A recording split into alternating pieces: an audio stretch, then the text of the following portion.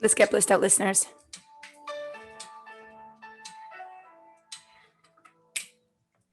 I looked at you and I felt so calm, such delightful, Nice song. nurturing for my soul. So here we have today another beautiful moment with BlisstOut Network, ongoing podcast interviews with music friends. I'm your host, Leanne Campbell, and we have alongside of us again our amazing, beautiful musician friend from Germany, Roland Wälzlein. Welcome. How are you doing today? Wälzlein. Wälzlein. Wälzlein. And in Wälzlein. German we say Wälzlein. Wälzlein. Roland Wälzlein. Very hard. Wälzlein. So but it's okay. That's nice. Wälzlein sounds better.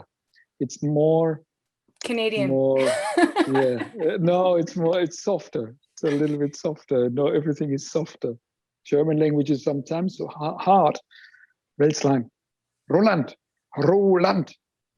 Wälzlein. So, listeners, while you guys are watching and going on this journey, if you are a musician or if you are open to what it's like to be a conscious musician, Roland has definitely sparked a reflection through his lyrics and through, connecting eye to eye, opening up the diamond heart of silence, grace, checking in with the heart a lot. And it's what I love about him the most. And I felt it would be really nice to go on a journey with asking some questions about conscious songwriting with Roland and what that means to him. And I'm just about to take you on a journey to breathe him in, breathe in his feelings. The song that we started with was Unmask Myself. The lyrics are so powerful. And maybe we can start with that before we go into conscious songwriting. We can just start about the song, because that's your new album, right, Roland? This is one song of the new album. The songs from the inner child is the title of the album. It's also a song. And Unmask Myself is the second single of the album. You Can Call Me Love. And You Can Call Me Love and Unmask Myself, these both are two singles. So let's do an unmask interview. I talk with myself. I try to do that now, to unmask myself while I get interviewed by you, and thoughts running through my mind now, and okay, what shall I do? And maybe many people, millions of people will listen to me in this interview. They have to be cool, and I have to say something intellectual so that I'm cool or something. This is through is in my mind a little bit, and we can try, or I tried to unmask that. Unmask means, in that sense, to let it go. Okay, I have these thoughts, but I stay with me. Nothing can happen. Nothing can happen to me. I stay by me more and more.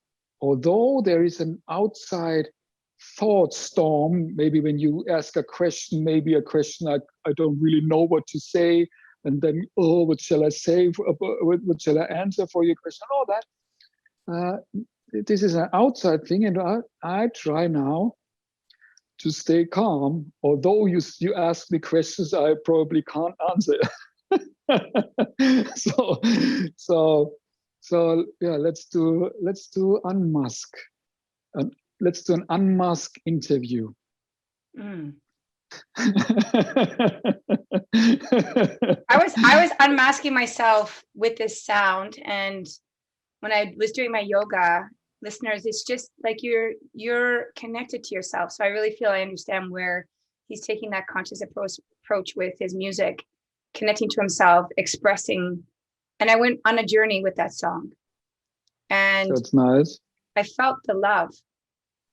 I felt the presence of the communication, of the observation of the lover and the beloved. Yeah. And in the celebration that came through, even in my yoga poses, I was in my own love of myself, and I was being nourished through my breath. Yeah. And then the words were helping me. And so I still feel like, a lot of the music that we use in yoga usually have no words. But as we advance and we become more aware of our multi-dimensions, you know, I find if I take myself on a journey with certain music, I can expand my feelings more. And then I can express that even in a pose. When I was holding myself, I was just like, I'm the divine goddess. Yeah. Yeah. So I just wanted to bring that to the listeners, you know, just to feel the understanding of knowing you and being an empty vessel, and then preparing, you know, the love, the offering of love. And you do that really well with your music. It's in there. I felt it. And I was celebrating with the words, and I was the divine feminine when I was doing yoga with the music. Yeah. This all happens when you feel that, and when you do your yoga, and you come to yourself more and more through the music. And that's nice that it comes with my music. Maybe there are many music styles or music things. They can bring you more and more to yourself. And you are open. This is not an automatical thing. Sometimes it is a emotion thing. Music is emotional. Yes, we can. I cry off when I hear music that touches me, and then the next step, or not every word is not correct, but when you open more and more, then comes, I don't know, this is touching your soul or whatever it is. Can't explain that. This is not explainable. And it's so hard to do an interview about that, because there are no words for that, what you experienced. We can only have metaphor or analogies. We have to experience that. And also when you ask me, how did you write that song? Maybe this is one question that you will answer yes. me. Yes. Tell us about this. I don't know. This is nothing intellectual. I don't sit down and say, oh, I write now a song about this and this. Maybe this is for every musician the same thing. Something wants to be written. And the time will come for that. And this is, I don't want to speak for every musician. I don't want to speak for every artist, but many artists have this. There's an inner creator, one can say, that wants to express. And the only thing what I do is, this is very simple at the end, I'm listening. What is he talking? Okay, and then write it down, and then I write it down. So this is the simplest answer for what do I do when I write such songs. And maybe when I do that, in that moment, I feel that there comes something. This is a wonderful feeling. Also, when I wrote it, Unmask Myself, and then most of the time I'm playing with the guitar, and then comes something, a melody out of my mouth, and then also the words. And then when this happens, and then when I start to get touched by it, most of the Unmask Myself, I cry. It's all the time. Not because I was sad or so. This was so emotional, so wonderful. And I feel that just when I start with the song at the beginning of writing, and when I start, and when I the first words I call it Denglish, because it's a mix between German and English and whatever, and Afrikaans language. Don't know. It's a blah blah blah. But this is the development of the melody, and then then the words came, and at the beginning, this is often with Unmask Myself in the case of Unmask Myself, and also You Can Call Me Love, and also other songs, I start to cry, although at the beginning, and this is wonderful. When I have this, then I know this is oh yeah. Speak to me, one can say. Speak to, okay, I let it out. So this is the progress, and there's less mind, less. And of course, I write it down, and then maybe I let it go for one day, then I take it again and read the lines and play it again, and maybe I make some corrections or so because of the rhythm or something. This is a mind thing also a little bit, because it must fit to the music then and so on. But the first shot, the first structure is this is an outcoming, an inner expression of my inner creator, where everyone has that. Everyone has that inside. And the thing is, the more when this is, and I say it, he or she, it just doesn't matter. It is not a creator. This is myself. Myself in me wants to express, and this is a very subtle voice. Everyone has that, because we have that. We are here, and the only thing is to listen to hear that voice. How can we hear that? And to hear more and more is, most of the times we overhear this voice, one could say. Because we are so distracted by everything else from the outside, and probably also distracted by beliefs. I'm not good enough. I'm not an artist. I can't be an artist. Something like that. And this makes our ears closed for the inner voice, these belief patterns, for example, and this distraction from the outside. And I feel that clear in myself. I have this development. I know what I have this as well. I had no idea for 20 years ago. I had no idea. I wrote songs 20 years ago, but this was from the mind more. I know that this wasn't just like a birth. This was so hard for me to write, especially the lyrics, to write the lyrics. Oh, this was a birth, almost so hard, so painful. And because this was, what can I write, and how rhymes this word with this word? This was the thing. So, and now it comes because I maybe I grow more and more, and I come more and more to myself, and therefore I can listen more and more. I'm not a master that I can hear it all the time, but I'm open more and more for my voice, for me, for myself. This is the thing.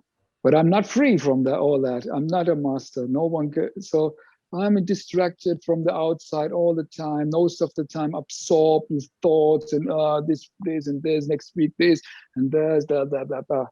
And but wouldn't life be boring though? Like, wouldn't life be boring without? So here's the complexity about mastery, because I've been doing my mastery for at least 28 years of meditation. And no matter if I was in silence for 10 hours, I had a different experience of who I am there. Yeah. But as a creator and as an artist, you still need life in order to create. Of course. And the imagination, and then the desire, right? But I just feel the clarity in the writing, because I've studied all your work, and I was listening to your playlist. If anybody wants to go on to YouTube and you do Fish and Scale, search for that. There's a playlist where, just let it play. If you want to get to know Roland's work and Fish and Scale, just let them play. And like some of his old albums will come in, like there's a fragrance that comes, right? And that's all I wanted to do. I wanted to absorb the fragrance. And when I was in Unmask Myself, I really felt, I felt myself allow my empty space and allow my vulnerability.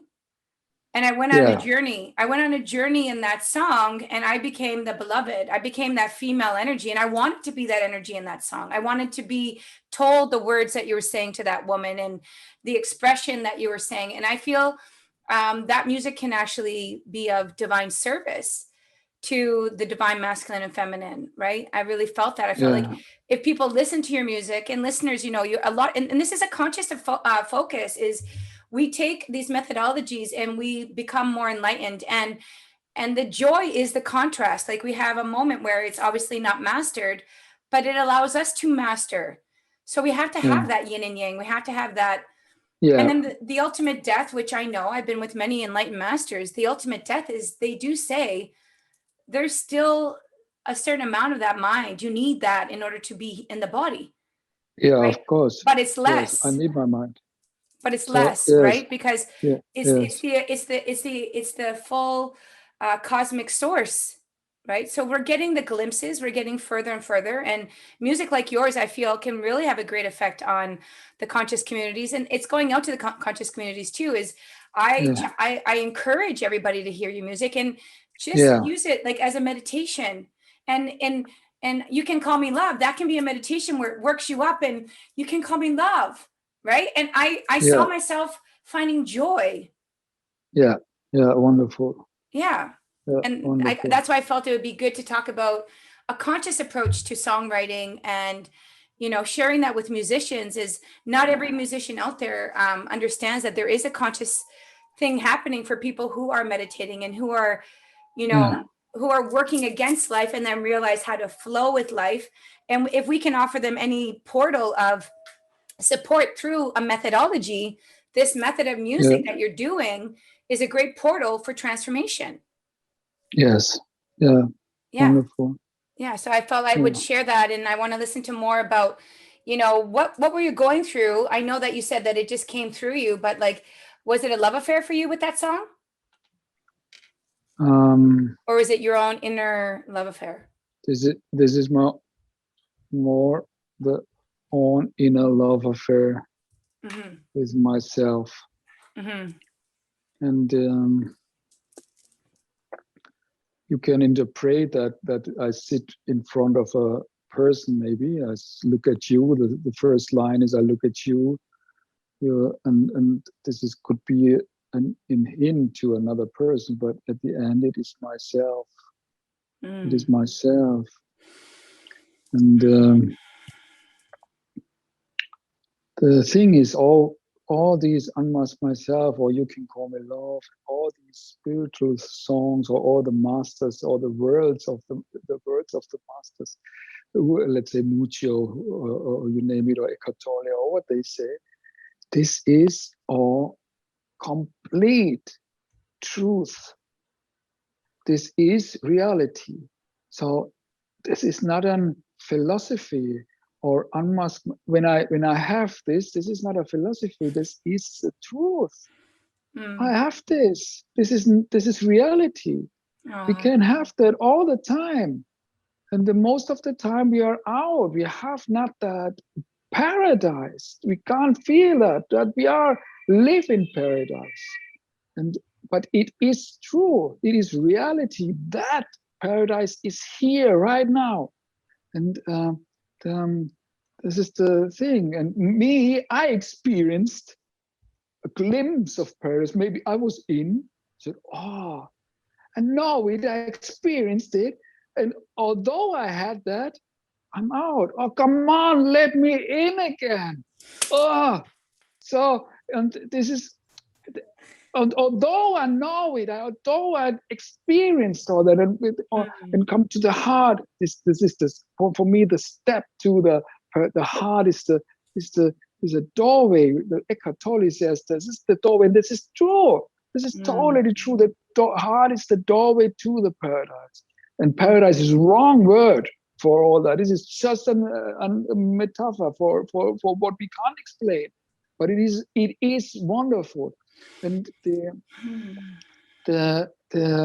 what I want to say is this is reality, and although we know it, although we experience it, we have sometimes it seems, fuck, what is at the moment when we are in, oh, so simple, life is so simple, and why can't I go? So, and this is the this is sometimes frustrating, not really frustrated, because it is what it is. I can't do nothing against it. We can't do it by will. It is not possible to do it by will.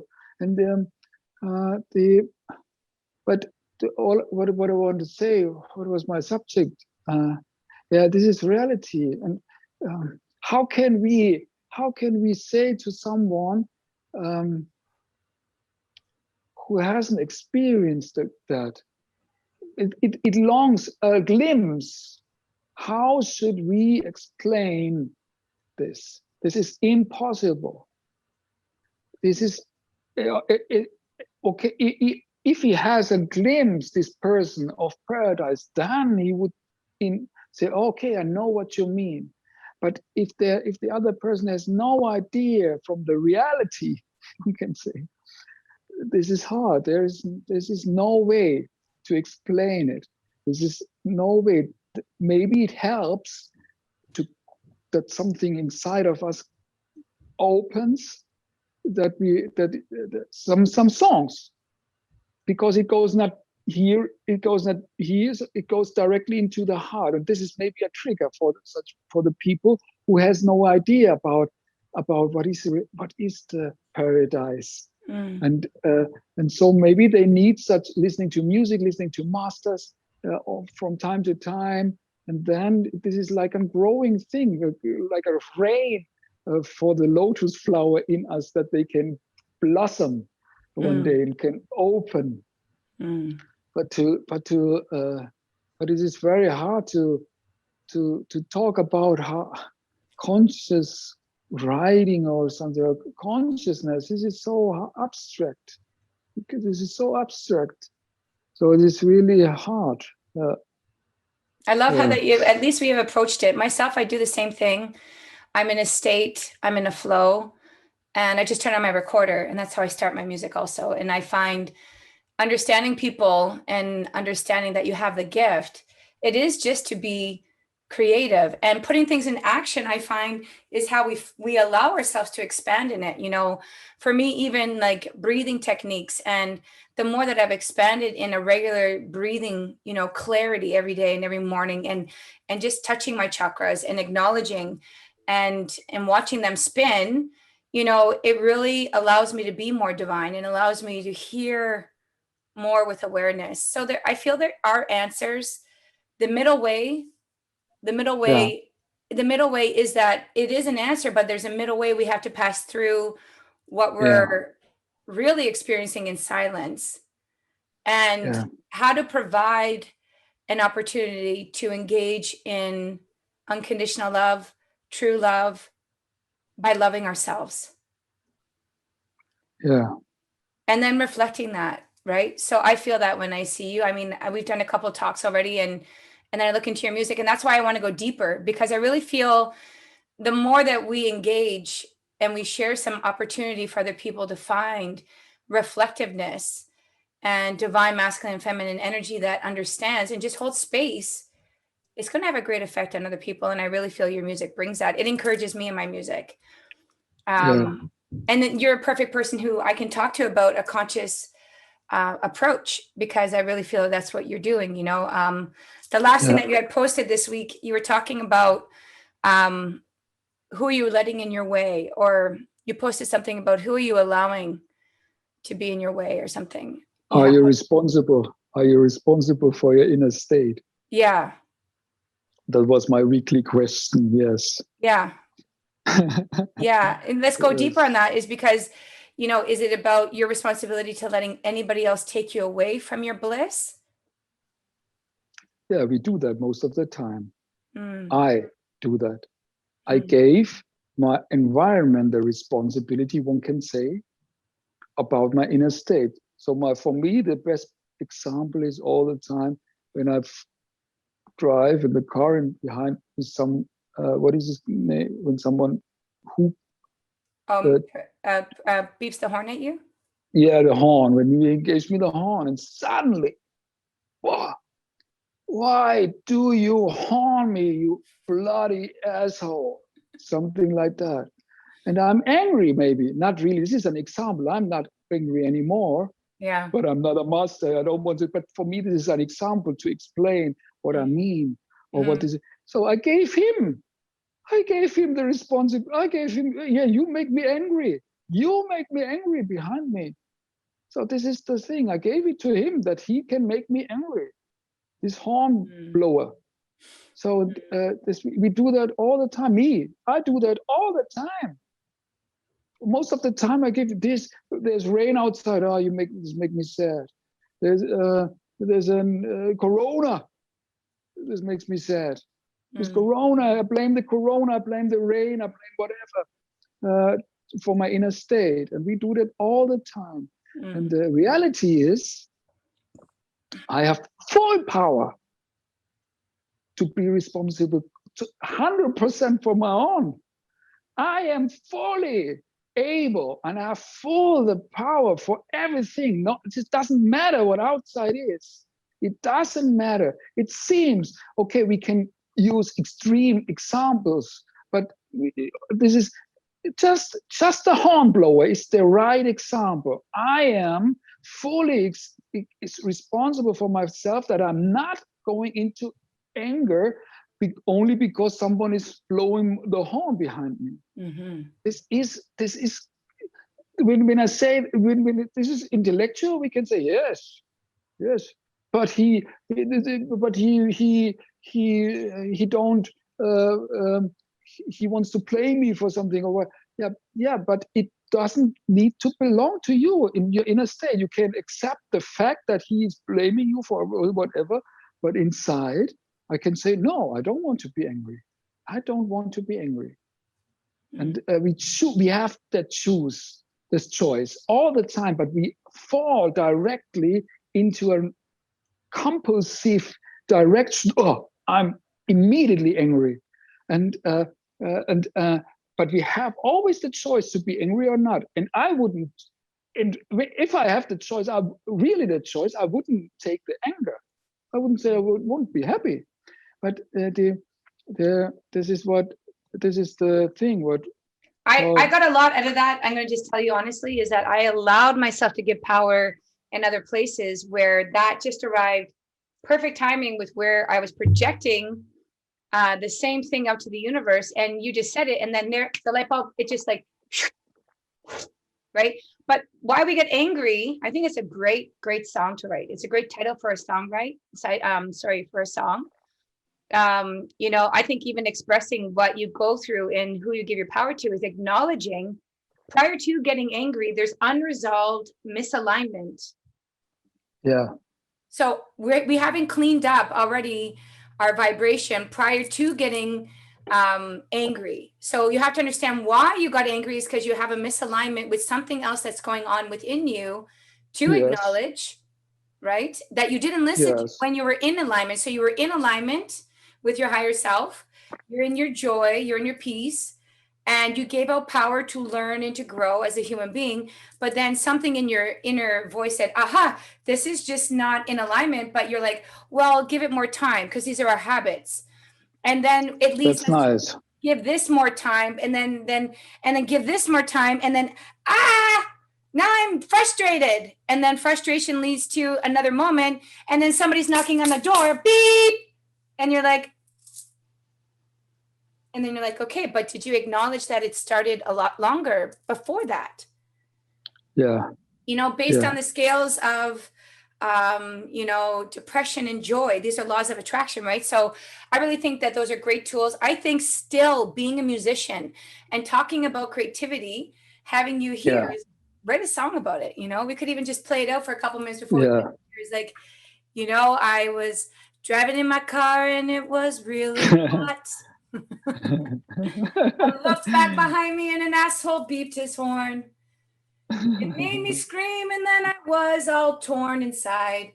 But I love myself, and I'm going back to happiness. Oh, no, yeah, that's nice. That's nice.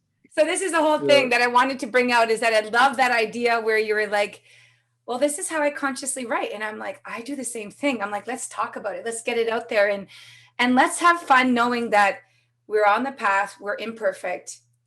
Yes. We're choosing to understand, but as we're more aware, be aware of the symptoms that get you to anger. What did you allow? What came in your way? What did you allow to accumulate? Why you're not dealing with your own pain or your own unhappiness?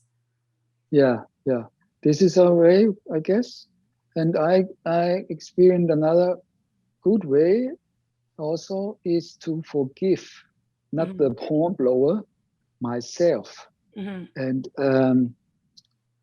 to forgive that I'm imperfect, that I'm angry now, and I forgive myself that I'm not enlightened right now in the moment because I'm so angry because of this hornblower, and I forgive myself. Okay, Roland, this is okay. You're just learning, or you are here. You're a human. You're just a human. Now you are more human than being. But it's okay. I forgive you, myself. And this is a good. This is also I experienced that as a good way because this what happens. It seems that I get on space between this anger and me. And if I had that space between this emotion that comes up, a little space, and then it vanishes more and more. It goes lesser and lesser. And this is the thing. It is a way of to almost one can say I observe. I go a little bit into this observer position. So in what the so-called observer position with that. This is also a way to forgive myself, and that I'm now more human than being. It's a good. But we came here to do that. And the greatest thing that I did learn, and I know we're running out of time, we're going to have to end this very soon, but I want to thank you, Roland, because of the work that you do on yourself as a divine masculine. And the music that you write it's touched my life. Hopefully it reaches more people. The whole point is make sure you guys check him out. Facebook, Instagram, Roland Wälzlein, Fish and Scales. And his weekly little blurps are so powerful, and hopefully they can remind you how to stay on the path to your best possible version, your higher self. And stay tuned for more of these Music Friends interviews with us. We can end with a little bit more, Roland. Just you're so wonderful, and I know Germany now. You guys are going to go to bed, but hopefully you have a beautiful dream. A beautiful dream.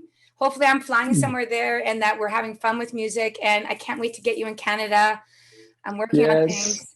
So I do have a lot of plans that I can't wait to meet you. And even if I come out to Germany, I want to meet you and I want to be inspired. And I want to share BlisstOut Festival internationally. So thank you so much for being a good friend. Thank you. Thank you. And a little bit more music, guys. Make sure you tap into Roland Wälzlein. Get him on Spotify. Your heart is wild. I run with you. I don't need to suppress your Thank you, Roland. Thank you.